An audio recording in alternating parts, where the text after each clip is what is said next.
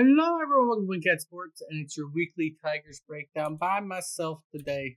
But same as usual, right? Tigers did not do the greatest this week. They only won 2 out of their 6 games, but magic number is to 11 now, which is not terrible at all.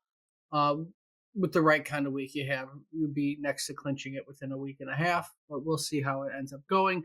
You don't have the easiest of easiest weeks coming ahead of you because you are playing a very hot Yankees team and then a struggling Marlins team. It'll make it a little bit easier, but you didn't have the worst week in the world. Yes, you lost most of your games, but you're also looking at the other teams currently in your division and how they're playing. Right now, you're getting lucky. Kansas City and Cleveland are playing a series against each other. As long as they can beat themselves up, your magic number is going to drop right between the two of them. We'll see how it goes.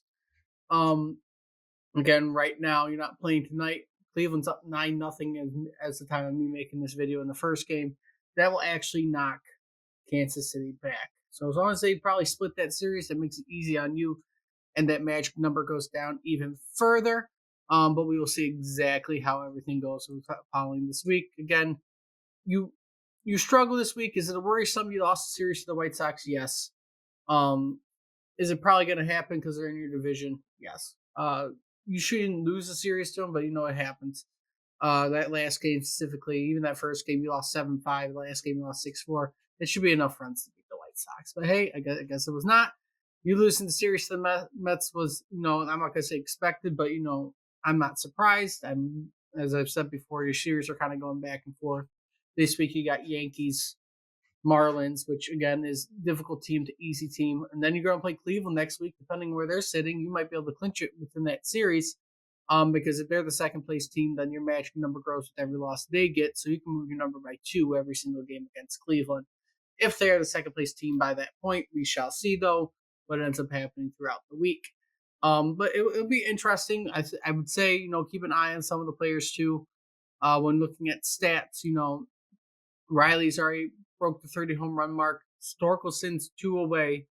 And then your next guy would actually, depending on how hot he can get, is Carpenter. He's at 23. If he can hit 7 more, then you have 3 players with 30 home runs. I don't even know the last time that happened was. But you have a good team right now. Everyone's producing the way they need to. Riley Green has been your best hitter this year between all the stats. He is leading the team.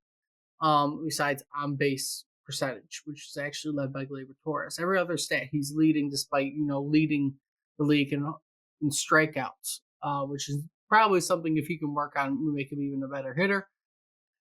But hey, it is what it is. When it comes to moves that the Tigers have made, Parker Meadows came back this week, had a big home run in the first game that ended up not mattering. Anyways, Finnegan got hurt this week as last week as well, which ends up kind of hurting, and that he should be probably back mid to late September.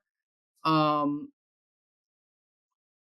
Cobb made a statement recently about basically that he's not going to be playing this year, so now we don't have him to look forward to.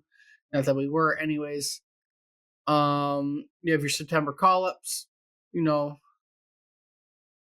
we'll see how that goes. See how Malloy helps us. Sweeney's going to stay up despite some injuries coming back and whatnot. We'll see how everything kind of falls together going through this last push. Because, again, this last month is really going to determine how well you're going to feel about going to the playoffs. Because you are playing some playoff teams and some not playoff teams. Luckily, Yankees, and they don't really play a playoff team until probably Boston, but Cleveland, again, is fighting for a playoff spot, so we'll see how that goes. But it'll be an interesting week with the Yankees and Marlins, how that exactly goes. You will not have Skubal in the Yankees series. You'll have Mize, Flaherty, and then currently they don't have anybody announced for the third game.